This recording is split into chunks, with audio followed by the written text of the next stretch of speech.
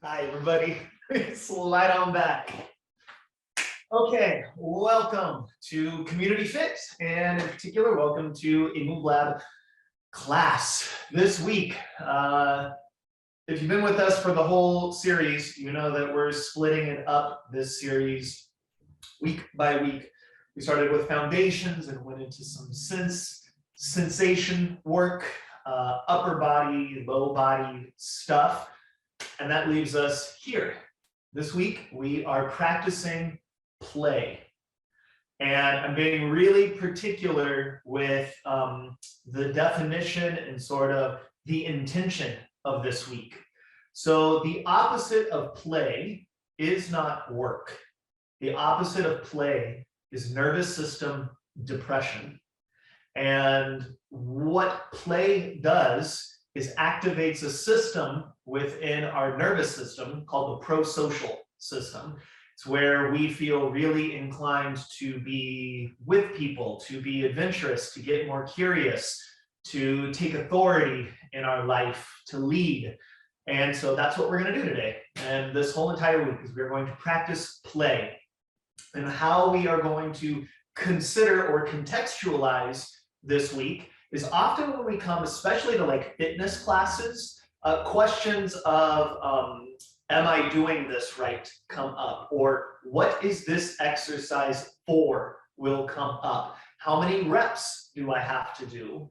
The typical fitnessy questions. All of those have 0.0 place in this week. None of those apply at all to MoveLab really, but in particular this week. I don't know how many reps we're going to do. I don't know how many things you want to do. The answer would be, when does it stop feeling fun? I don't know the right way, because when you play, rules keep changing. Things keep morphing and changing.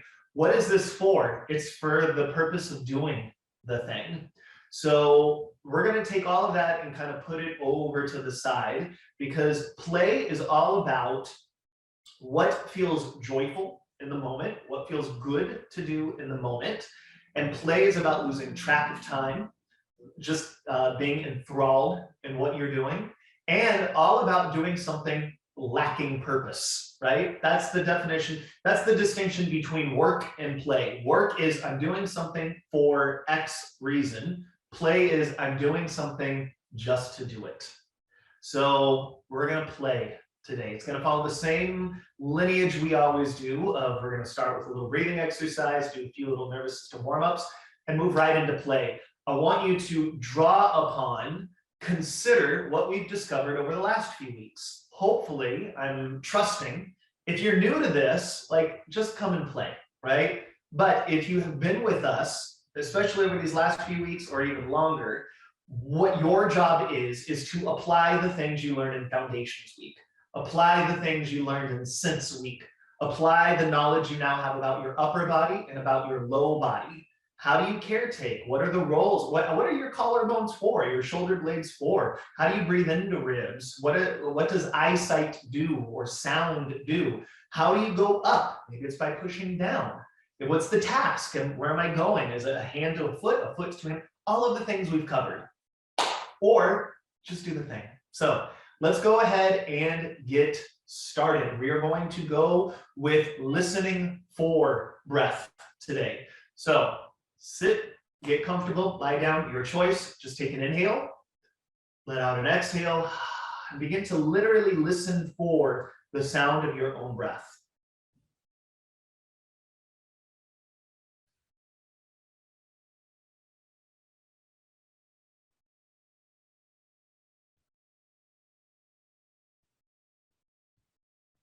Now you can keep just doing that, listening for the inhales and the exhales, or take it up a notch.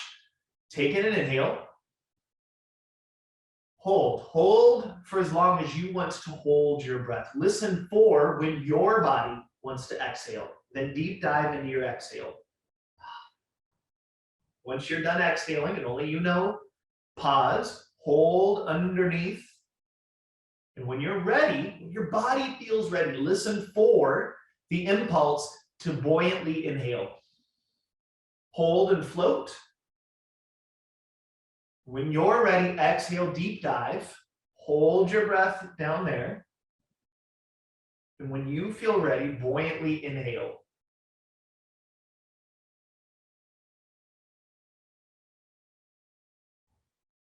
Listening for not only the sound of your own breath, but the rhythm, your particular rhythm. It's almost like a game. When does my body want to inhale? How long do I want to hold? When do I exhale? A few more rounds.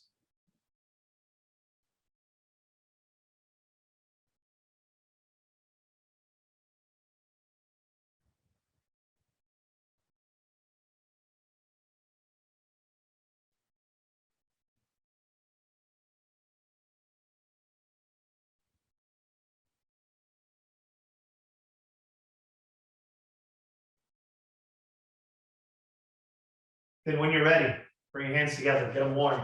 Place them wherever feels good for you to place them. It's only going to get more autonomous as we go. So if you're like, I need to know where to place them, I'm not going to tell you that. That's literally your job today. So take your warm hands, place them wherever you want to place them. Throat, chest, belly, legs, back, arms, wherever you want to place them.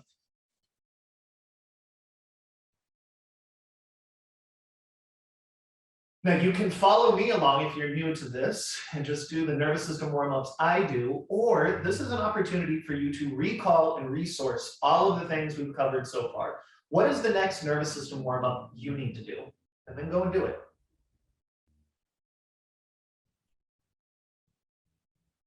For me, I'm going to go into a little seaweed spine. I feel like I need to do that today.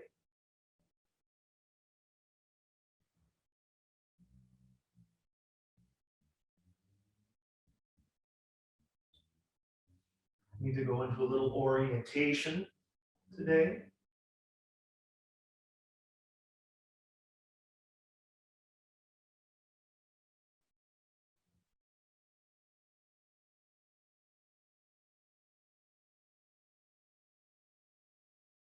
And then I need a little shaking because I feel like I need a little, an adult temper tantrum today. So I'm going to do my shaking.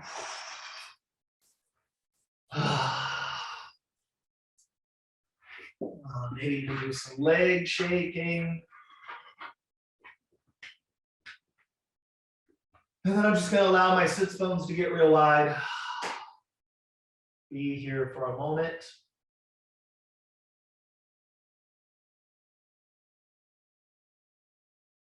Settle and sink into my own body, and then let's get started. Go ahead and sit, bring your legs closest to you, and just start to roll forward and back. Now again, play is all about what feels good to you. So as I go, I'm going to do what feels good for me, and I'm going to invite you along my journey today. But if when I turn right, you feel like going left, do that thing. Meaning, make your practice work for you today.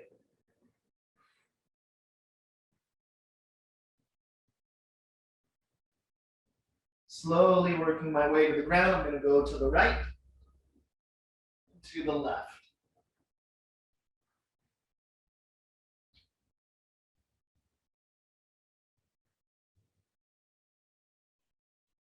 All the way right, all the way left. I'm going to find my middle.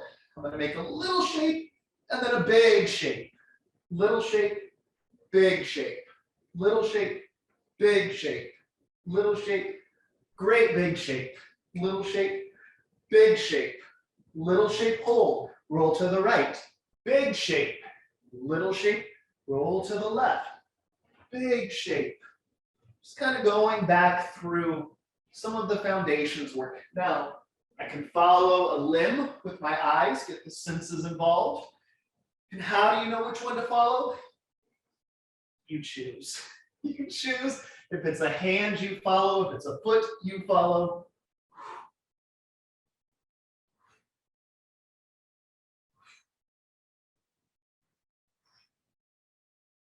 Four, three, two, great big shape, rest. Just let yourself sink into the ground.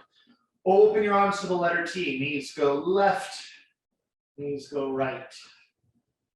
Left, right. Now play is about creating rules as you go. So I'm going to go and I'm going to now create a rule for my own self. The knee closest to the side I'm going to goes first, followed by the other one. That knee goes first, followed by the other one. That knee. I could say both knees have to go at the same time. I could say no feet touching the floor ever. It's really about just creating rules. That's what exercise is. There's an intention and then a set of rules. You get to choose. Now I can go to that side. That opposite foot can touch the hand. Touch the hand. Touch the hand. Foot to hand. Foot to hand. Foot to hand, foot to hand, last one, and rest. Bring my arms somewhere near my side, push up into a bridge, coming back down. Now I can go straight up the middle, but I can come down the right side, I can come up through the left side, I could go down the left side, over to the right side. I could come down the middle, I could do something crazy, like just choosing for my foot to be somewhere else. Coming up and going down, making a different choice. Up, down, different choice. Up, down. Arm's gonna choose something different. Up, down. As I go up, I can look towards a hand that moves. Up.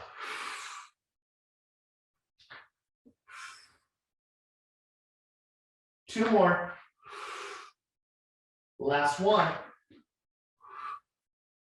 All the way down. Bring my knees towards me, rolling forward and back. Now, with that, I can create another rule and say, well, my feet are never allowed to touch the floor. It's like a game of hot lava.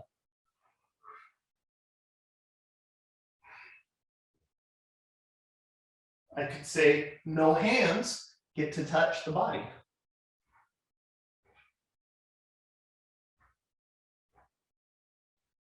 I could say roll up through the right side or the left side. Down through the right. Left. Right. Left. Reverse. Left. Right. Left. Right. Up through middle. Big shapes. Little shapes. Big shape. Little shape. Big shape. Little shape. Roll. Up. Big shapes.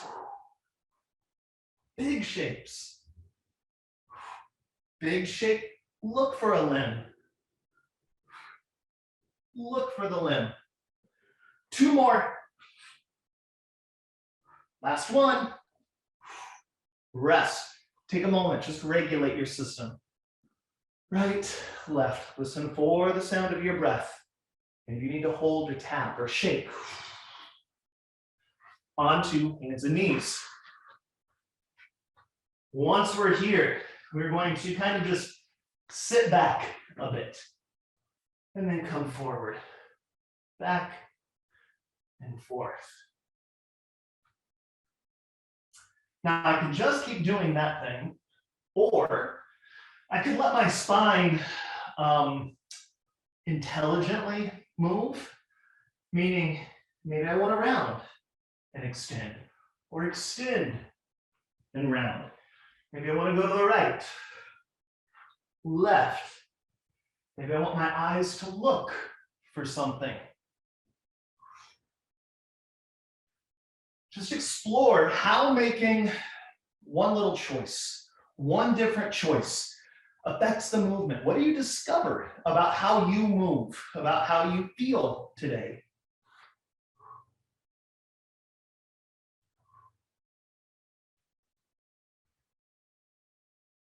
Last two. Last one. Lying on your stomach. Come to your forearms. Rocking left and right. Left and right. right back into that sort of seaweed spine action, but allowing the legs and the spine to just move.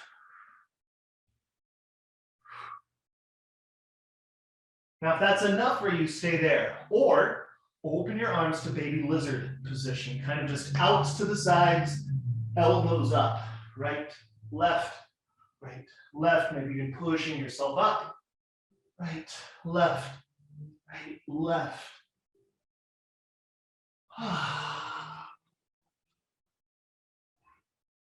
One more. All the way back down. Now, let's organize your arms in a way that makes sense for you. Maybe you want to crisscross and have your head down, cheek down. Maybe you want to be on your forearms. You're going to figure it out as we go. Bending, right knee, right hand touches right foot behind you. Touch, go. Other side, touch, go. It's a game of touch and go. I touch it, then I come back. Touch, go, touch, go, touch, go, touch, go. Now, I can change it by looking for what I'm touching. Touch, go, touch, go, touch, go. Or look forward the whole time. Touch, go, touch, go, touch, go. I can continue to do that, or I can touch opposite foot with opposite hand. Touch, go, touch and go.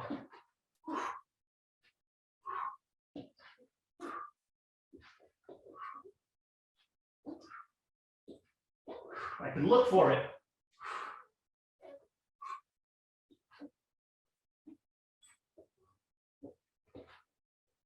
And rest. Put your hands underneath your armpits. Bend your knees. Push the floor away from you and sink back. Come forward, float down. Push, release. Forward to down. Push, release.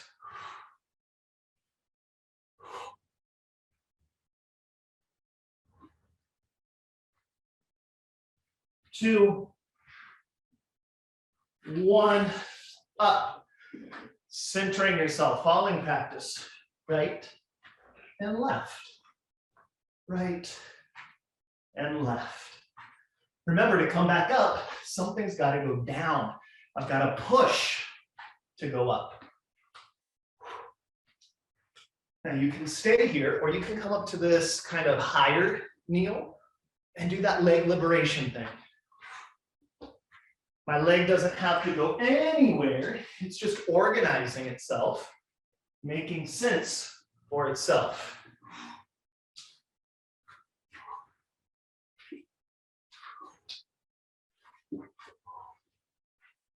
I could even catch myself with a leg.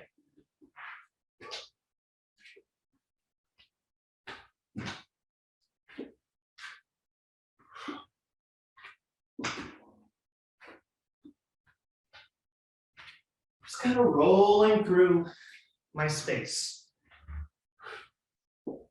Finding center. Sit. Relax your system. Looking around, orienting, shaking, holding, breathing, stroking. Whatever thing you've discovered helps to regulate your stress fever, because that's what's going on right now. That sort of elevated heart rate, that rapid breathing, that hypervigilance, that's stress. Exercise is contained stress. So just kind of relax a moment.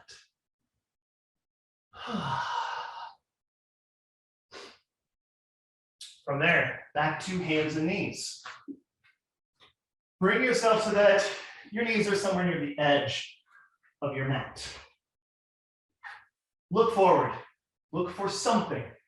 We're now going to go into our crawling practice. Right arm, left leg. Take one step forward.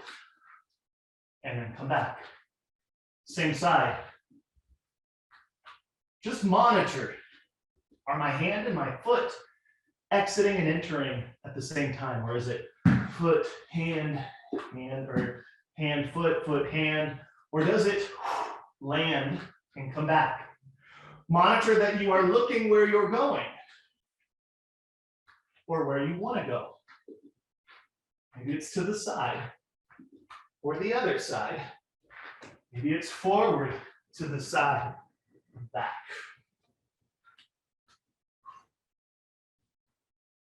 Other side, forward, back. Once you have the rhythm, you can decide where you want to go by looking for it.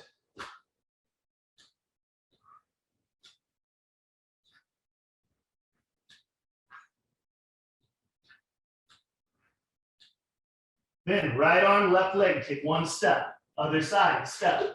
Other side, step. And then back. Forward. Back. Forward. Back. Take a break, shake it out. If you're new to a crawling practice, forward and back works great. Even just that one step. Organizing it. We're taking all of the stuff we have acquired, all of the resources we've been practicing over the few weeks, stringing them together to become meaningful. Crawling is a way that our body and nervous system organize itself. That's why we start off crawling. It's like a right and left brain hemisphere, right and left body activity. So for a lot of us, stay there. If you've been vigilant in your crawling practice for a while, let's have some fun with it by looking where we want to go. So come back. Begin to look where you want to go. Monitoring, do opposite sides move together?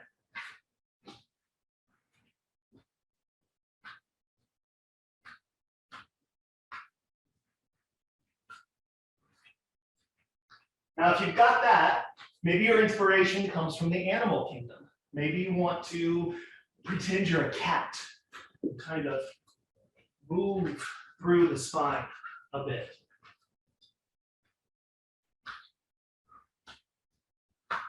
Maybe you even want to come down and do like a little pounce.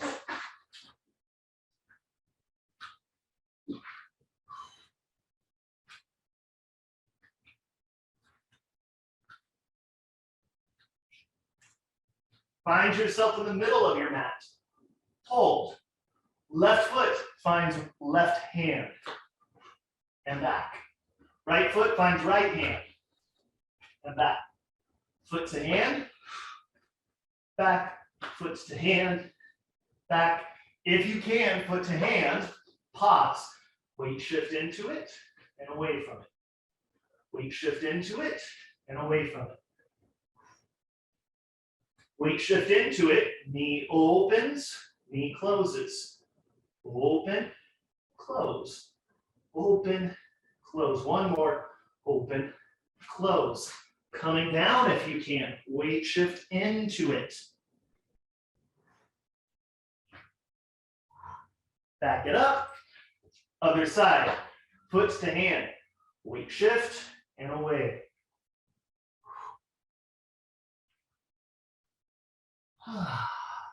Forward, meaning opens and closes. Open, close. Open, close, open, close. Can you weight shift into it? Lower and away. Lower and away. Lower and away. One more. Lower and away. Bring it all back. Tuck your toes. Come back into it. Can you weight shift into your toes? Wiggle back there a little bit. A little bounce. Heels open, heels close. Heels open away from each other and close. Open, close. Open, close. Two more. Open, close, open, close. Back to hands and knees. Now, if one of the crawling practices was the roadblock, that was the obstacle, it becomes an opportunity for you to practice it. Don't go above it. You're not ready for it. Your body isn't ready for it. Stay there. There are things to learn. If one of the hip opener things that we just did, weight shifting, knees open, down, was an obstacle, stay there and make that an opportunity to get better at that. If the foot thing, same thing, obstacle, make it an opportunity. Or if you're like, got it, James, I feel great. Come forward. Left foot finds left hand. Right foot finds right hand. Sit down into it. Just be there. Feet hop one level back.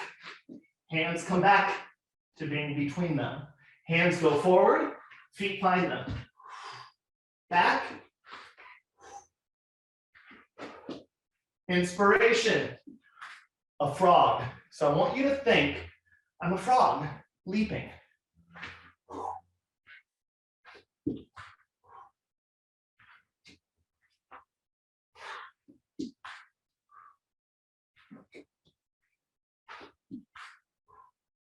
Now, you can continue that, or your frog could become a monkey.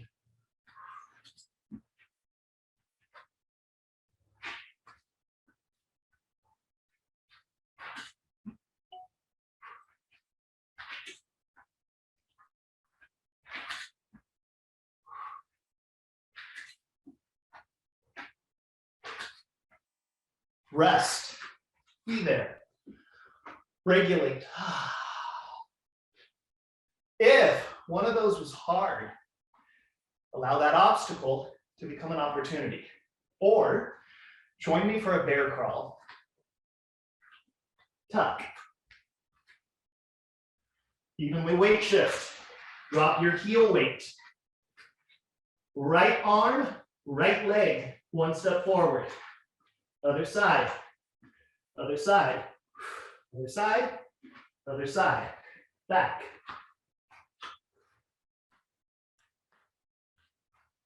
Or opposite sides. Right arm, left leg.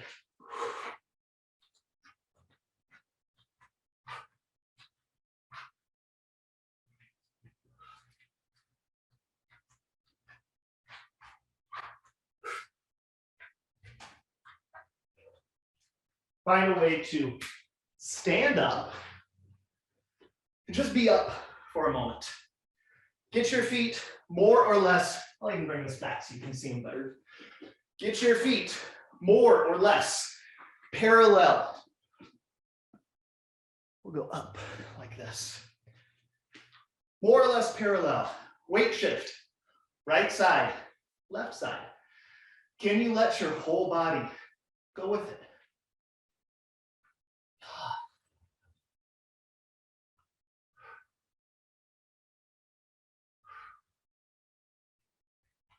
Find your center. Weight shift. Toes, heels. Can you let your whole body go with it? So much that maybe it feels like you're gonna fall. You gotta catch yourself.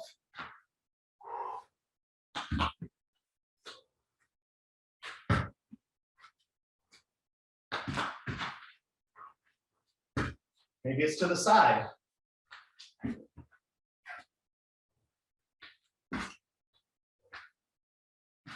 Maybe you're ready for a little balance.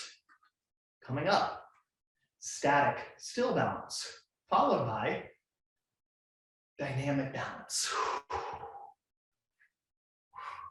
And if that isn't enough, maybe your eyes track where your foot is going.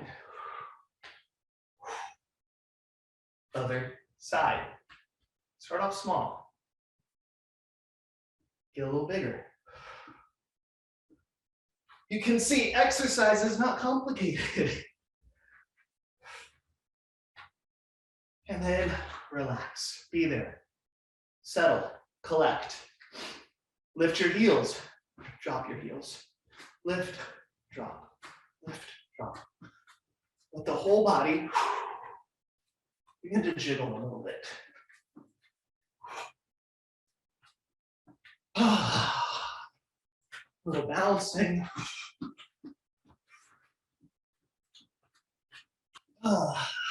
Just be there. Feel into the experience for just a moment. Notice whatever you notice. Where are you with all this practice? Then we've crawled like a baby, like a cat, frog, bear, monkey. Let's walk like a human being. And just begin to notice as you walk around, our right arm and left leg moving together and vice versa. How about when you walk backwards? Or is it lumbery? Right, left, right, left. So think opposite sides in conversation, no matter where I go. And to end, you can continue to walk. You can go back to the bounce, or you can combine them together. End with a skip. So just skipping around the room. Skip around the room and spot something beautiful. Keep looking at that. Let that little moment of joy sort of enter into you. Skipping, feeling, and then quiet. Quiet yourself and put your hands on your heart. Take a nice deep inhale into your own hands, into your own heart. Tell yourself thank you for showing up. Take a look at your space. Tell your space thank you. It would have been a very different practice if you'd been in a different space. Lastly, thank you for inviting us into your community and for being a part of ours. We thank you so, so, so much. So tell everyone in your world, thank you. We appreciate you, and I'll see you for Stress Reset tomorrow. Bye, everybody. Thank you so much, James. Unfortunately, I wasn't able to take the whole class, but I definitely got in on the skipping in the end. So thank you for doing my favorite move in the world. Of course. Yeah. You do have a great question in there from Kim. If you wanted to read it out loud. Where is it? Okay, general question. I have difficulty explaining MoveLab to fitness friends because they can't accept the no wrong way to move concept. Their response is that we move wrong, we can injure ourselves. How can I explain this better to them? Great, great question. Okay, so here is how I explain it. Years ago, and this is going to be sort of a long-winded answer. Well, A, you can simply say that case study by case study has shown that different people have different opinions on what is the right way and what is the wrong way to move. And when you look at exercises, right, what we're looking at is someone else's experience and someone else's opinion on how it is we should move. None of it is correct. None of it is wrong. They're just opinions and options. What I think about when I'm programming movement or how I conceptualize movement is sort of a upper echelon concept of cellular deformation. And cellular deformation is the way your individual cells are in relationship to each other, the way they slide and glide and push and pull away from each other.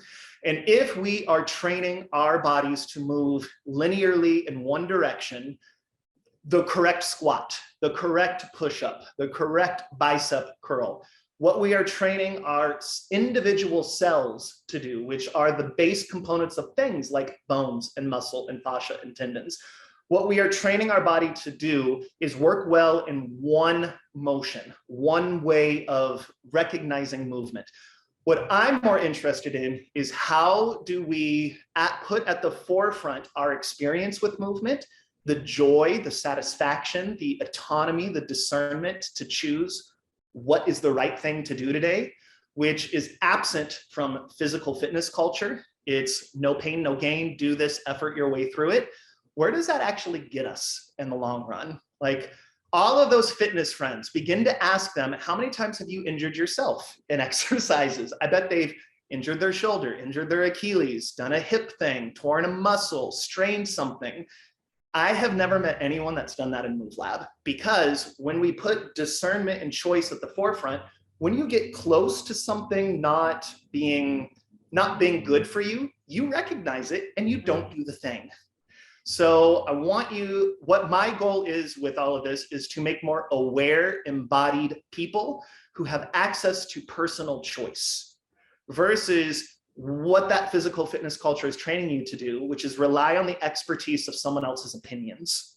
So we get all of this. We could talk movement science all day long, because this is when people first hear MoveLab and like what we do in here, they automatically assume it's sort of like silly, fun, doesn't really get anything accomplished. But there is I have over 20 years of movement science experience. So I know what I'm doing. You don't need to know what you're doing. You just need to know it's time to come in, move, and have fun. So they are right in that there are fewer rules, but in place of other people's rules, what we're doing is helping you, the participant, create your own rules. And that's sort of the goal of MoveLab. Right, becoming more aware.